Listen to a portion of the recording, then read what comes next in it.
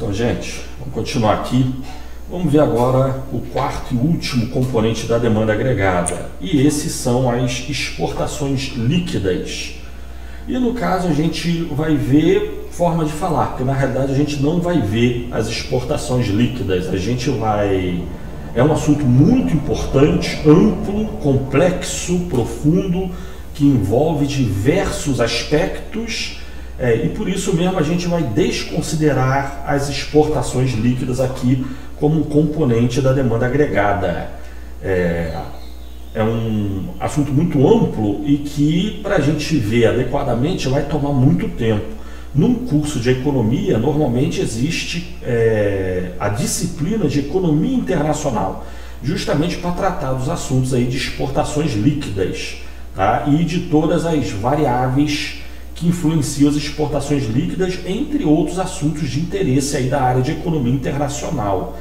Mas como então é um assunto muito amplo, vai tomar muito tempo, então a gente vai desconsiderar as exportações líquidas como um componente da demanda agregada. Ou seja, para facilitar, as exportações líquidas serão desconsideradas no presente curso, tá? Aqui a gente vai considerar uma economia fechada, sem transações com o estrangeiro.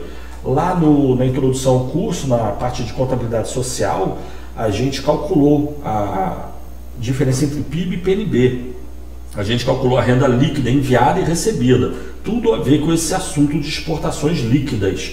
Mas, embora a gente tenha considerado ela no cálculo do PIB, a gente vai desconsiderar aqui na demanda agregada. Não porque seja irrelevante, pelo contrário, é altamente importante, mas exatamente por ser muito importante, é um assunto muito extenso, então a gente vai desconsiderar. Mas simplificadamente, o mais simplificado possível, a gente tem o quê? Que é o que eu já tinha dito lá na contabilidade social. As exportações de um país para o resto do mundo consistem em demanda do resto do mundo pela produção desse país.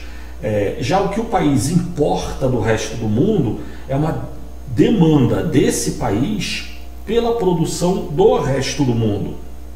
Mas o que um determinado país exporta para o resto do mundo depende das condições econômicas do resto do mundo, do nível de renda do resto do mundo, do nível de atividade econômica do resto do mundo, depende da taxa de câmbio. A taxa de câmbio depende do diferencial de juros, fundamentalmente, né? Depende da relação comercial de um país com o resto do mundo, mas principalmente das relações financeiras de um determinado país com o resto do mundo. Depende da diferencial de juros e expectativa de depreciação cambial da moeda de um determinado país em relação à moeda do resto do mundo. Enfim, é um conjunto enorme de diferentes assuntos de suma importância que devem ser tratados num curso de economia internacional, mas aqui a gente está vendo apenas macroeconomia. Então, por isso, vamos desconsiderar as exportações líquidas, tá certo? Mas vamos desconsiderar, mas sem perder de vista que elas existem. Ou seja, quando o país exporta mais, isso tende a aumentar a demanda agregada pela produção nacional. Quando o país importa mais, é questão de dúvida se isso está diminuindo a demanda agregada pela produção nacional. Matematicamente, vamos dizer que sim, mas mantidos demais componentes da demanda, o consumo, o investimento e o gasto, se a gente passar a deixar de comprar produção nacional para importar, aí sim isso acaba reduzindo a demanda agregada nacional. É a questão da diferença entre demanda agregada nacional e absorção nacional. Volte lá no começo do curso, na parte de contabilidade social, e veja a diferença entre absorção nacional e demanda agregada. Também é um assunto tudo a ver com essa parte aqui de exportações líquidas, tá?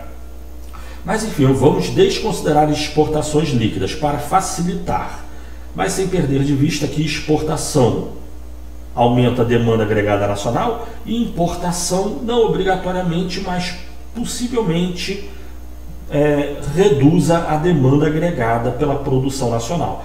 Isso é uma coisa. Outro pequeno aspecto também para a gente manter em vista a ideia de que as nossas exportações dependem das condições econômicas do estrangeiro, as nossas importações dependem das condições econômicas nacionais. Regra geral, quanto maior o nível de renda nacional, maior tende a ser as importações. Dado o nível de renda estrangeiro, as nossas exportações estariam dadas, seriam fixas ou autônomas em relação ao nível de renda nacional. Sendo assim, quanto maior o nível de renda nacional, o país tende a importar cada vez mais, sendo que as exportações estão dadas. Então o país tende a entrar em déficit comercial com o estrangeiro.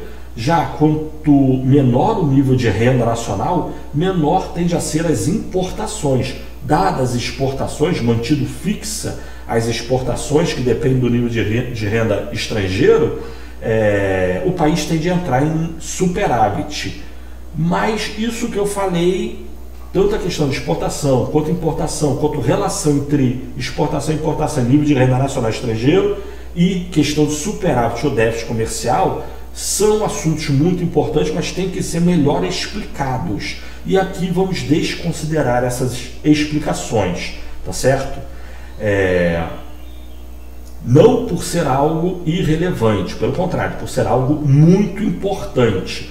É muito importante, é muito amplo, então não dá tempo aqui no curso de ver a questão das exportações líquidas adequadamente. Então vamos desconsiderar, mas sem perder de vista que elas existem.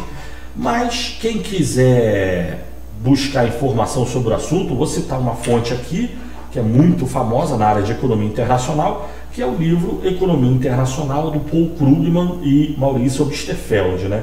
Esse foi o livro que eu usei na minha graduação. É um livro muito bom. Ele é basicamente dividido em duas partes. Numa primeira parte ele trata de questões de comércio, na segunda parte ele trata de questão de finanças internacionais, e conforme for, posteriormente ao final do curso, eu posso até fazer um outro curso sobre economia internacional baseado nesse livro aí, né? Que é um livro muito bom, já li ele inteiro quando eu estava na minha graduação. Mas enfim, fica de dica aí para quem quiser tomar informações sobre o assunto de economia internacional, né? E a respeito desses dois autores, são essas duas pessoas aqui.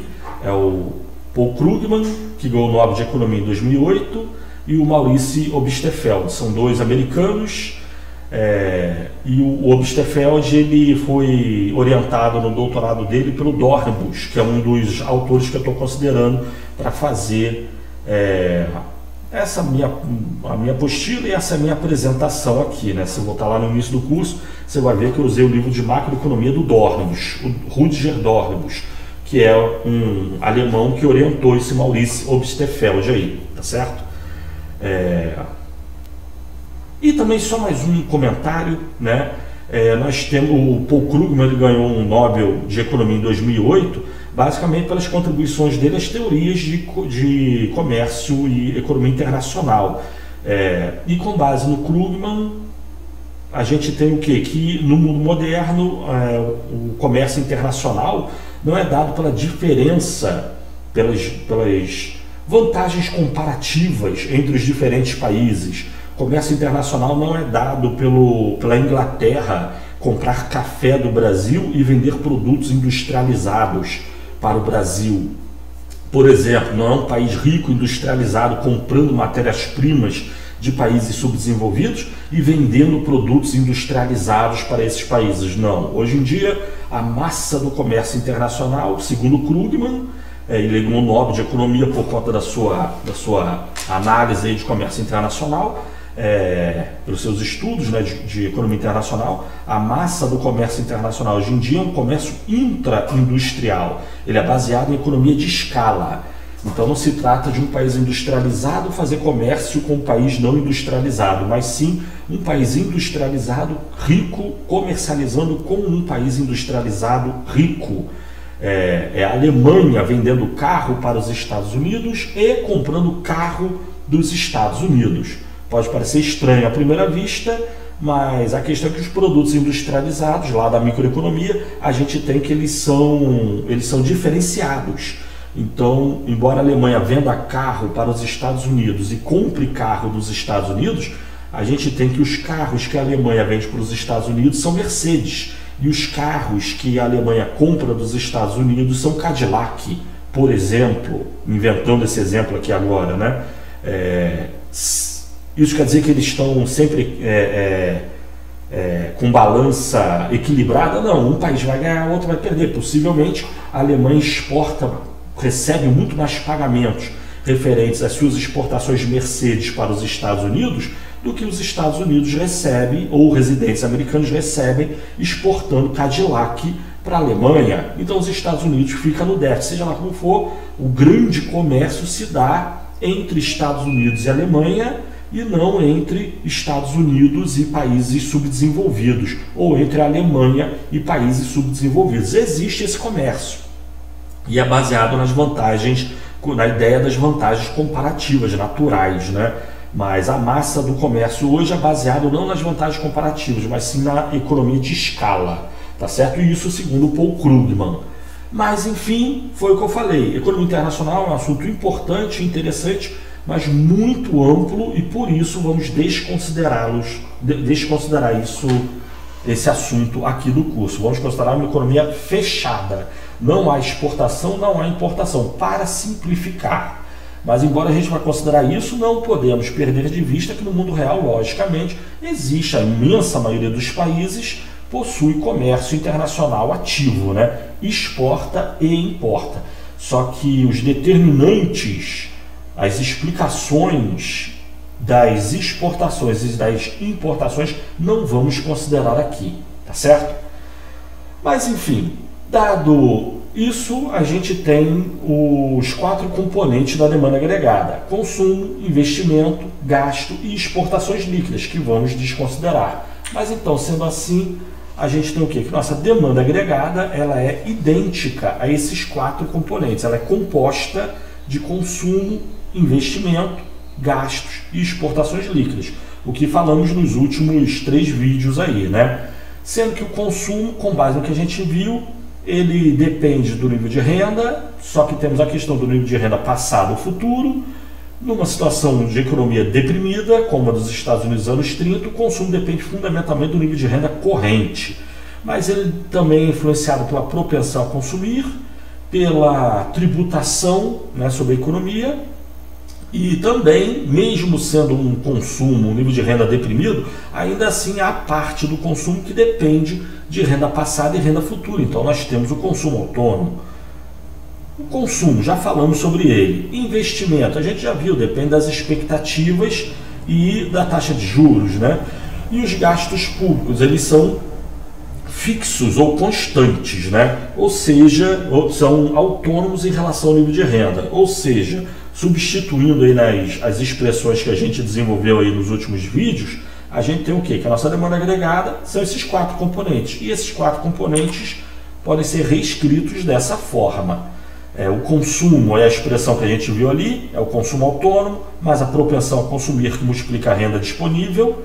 As pessoas consomem parte de sua renda disponível, e por renda ali, numa situação como a dos Estados Unidos dos anos 30, é a renda corrente.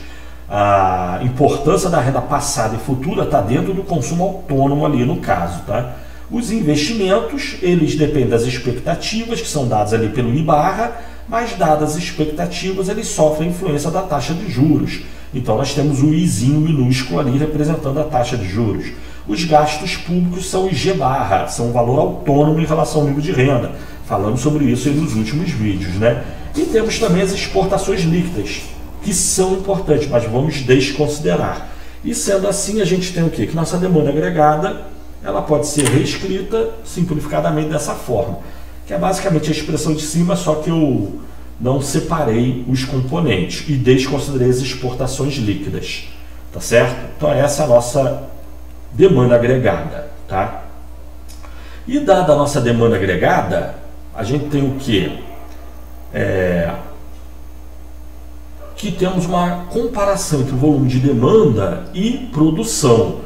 Mas aí vamos deixar isso para o próximo vídeo. Valeu? Ficamos por aqui agora. Valeu, tchau.